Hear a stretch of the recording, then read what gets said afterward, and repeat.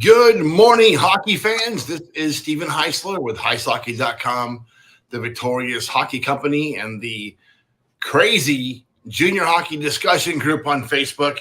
You are watching the Junior Hockey Morning Show. Today is Tuesday, May 15th, 16th, can't count, 2023. Our guest today, Steve Howard, Austin Bruins head coach. You can find this show on the World Sports Broadcasting Network, WSBN.TV, Facebook, Twitter, YouTube, in your living room, in your car. Hope that you are enjoying this fine Tuesday morning. It's Robertson Cup week, and we're focusing on the four teams today through Friday. Today's the Austin Bruins. Good morning, Steve. How are you? I'm good, Steven. How are you? It's a little bit earlier in Austin, an hour earlier than here, so about 8 o'clock. Is it nice and warm there today? It is. It is going to touch 80 degrees today, so we're excited. Well, it's only 73 here this morning. So, I was talking to him about golfing earlier. He said, no, we don't golf until the end of the season, until it's all over. Very smart guy. Very smart guy.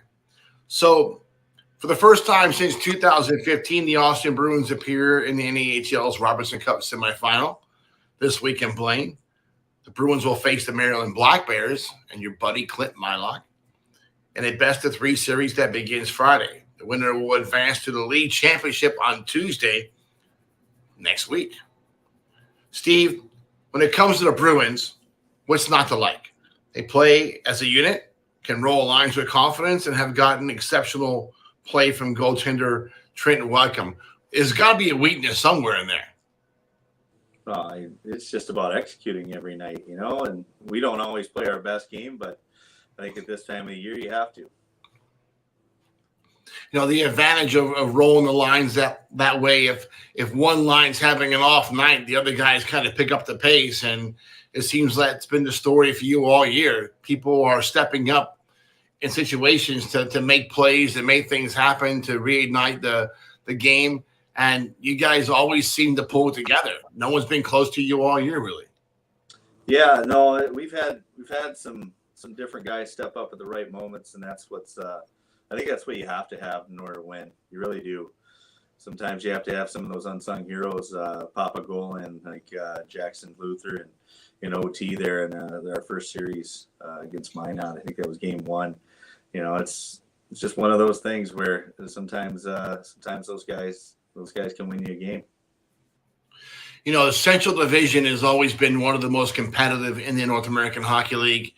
How do those night in, night out battles prepare you for this situation going to this week? Well, we always talk about it. Our division's so good, just with coaching and the players. So we're battle tested, and that's what we hang our hat on. I think any of the teams in our division, if they're in this moment, they're saying the same thing. And we want to go in there and prove it.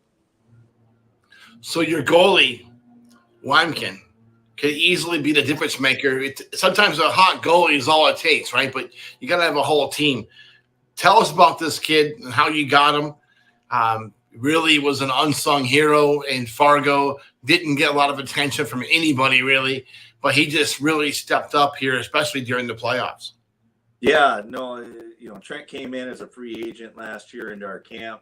I have to tip my hat to Tyler Bean, our assistant coach in Rochester. He's from Fargo, and he called us and said, "Hey, I got a good goalie that's up here. We should get him into camp." We had 3 goalies protected, and 2 of our protected goalies had made USHL teams and were starting out up there. And then we had Ethan Robertson returning. Ethan's injured right now. He's injured for the rest of the year, but he's going to Canisius. And so Trent came in. Basically we were trying to find a guy to start out with and have Ethan kind of be our guy. And hopefully maybe one of the other guys would come back at some point. And, fortunately for us, we found Trent and he's kind of rolled with it. And actually one of the other guys did slip down to us at one point, but, we weren't getting rid of Trent. He's been doing great all year, and we're really proud to have him. And hopefully he just keeps going. We look at that, and I saw that he played a game in the USHL. Was it this year? What are the chances of him going back there full time next year? Well, that was, the draft already happened there. He had a couple opportunities to go up to the USHL around that World Junior time, and got promised a game or two here and there, and he chose to go to Fargo because that's his hometown, and he got in that last game. They played a 3-3. He got in for 10 minutes of that last game, but it's a scenario where the situation's got to be right, and with nobody taking him in the draft, I think he's content, and it's once again he's getting looked over, and I think we've all been looked over at some point in our lives, and it's what you do with it after that. Are you going to prove everybody wrong, or are you going to prove them right? And that's kind of what he's been using as fuel to his fire. Is he's going to keep proving people wrong, and I think he's happy playing here. We had planned on having him come back, and he's gonna. That's his net. It's he's done a great job for us this year. That story kind of reminds me of Anthony Stolarz. I talked about that in the article this morning. Stolarz was cut by Toby Harris and the Jersey Hitmen from the junior B team back then, and just went to a ice race open camp. Didn't really expect anything. Caught fire, and look at him now. 10 years later, he's still messing around in the National Hockey League, repping the NA goalies while doing so. Done a good job. But he was an unsung hero like your player there, and no one really believed in him, and he kind of gave up on himself. But goalies are a whole different animal, aren't they? Oh yeah, they are. Yeah. So the Bruins have 7 players committed to NCAA Division I schools. How important have those kids been to your team's success this year? Oh, it's been great. I mean, honestly, I'm more proud of that this year than anything. Like we had 0 commitments. I don't even remember when we got the first one. It might have been mid-November-ish. It was a scenario for us that it was us against the world, just like what we were just talking about with Trent. We were playing against teams that had brought in, 4 or 5 kids that were committed. And, we were playing against those teams and stacking up really well next to them. And, it was only a matter of time. And then they just started popping off pretty quick. And we've even had a couple more that have offers on the table. We just haven't taken them. So it's, at least not yet. So there's a lot of upside to what's happened with those guys this year. They've had good seasons. We've had good seasons, and we always preach, team success comes individual success. So, to get those guys committed was obviously that's a goal of every kid's, and it's a huge proud moment for our organization. It's not over yet. We know in the past that a lot of schools are floating the Robertson Cup. One of our clients was Rosenbaum from California. That ended up going to Minnesota Duluth after the Robertson Cup was committed the week afterwards when he was playing for Minot there. So, those things are not over yet. It can go late until, into June when those kids get committed, even the AHL kids. So it's good to see that so many colleges attend that event every year, and they are still having openings to fill. And even with the transfer portal being as crazy as it is at the NCAA level, there's still great opportunities for NAHL players. So we all know that it's going to take more than a hot goalie to carry the hardware back to Austin Tuesday night.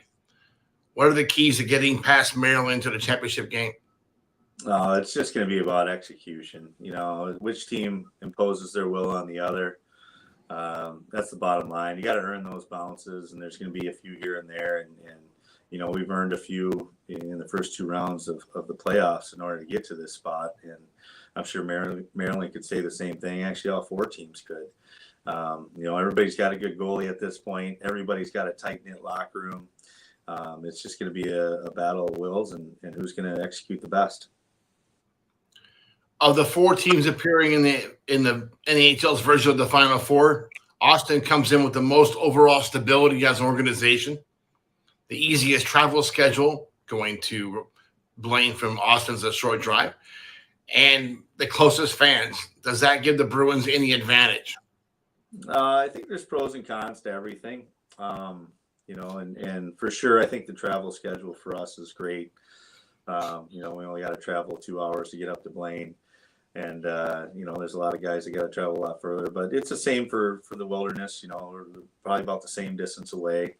We had great fan support Saturday in St. Cloud.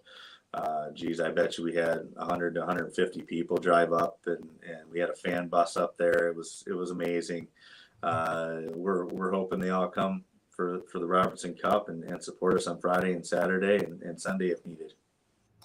Will you guys be going back and forth, or are you staying in Blaine?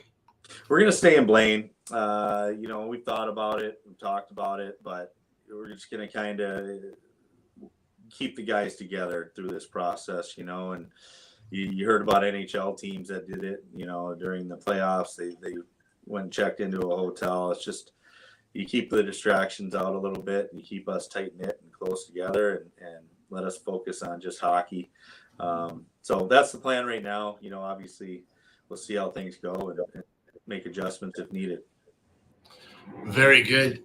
You have an exceptional organization, top to bottom, great ownership, very stable, great fan base, great sponsors, really kind of the prototype of what a North American Hockey League team should be.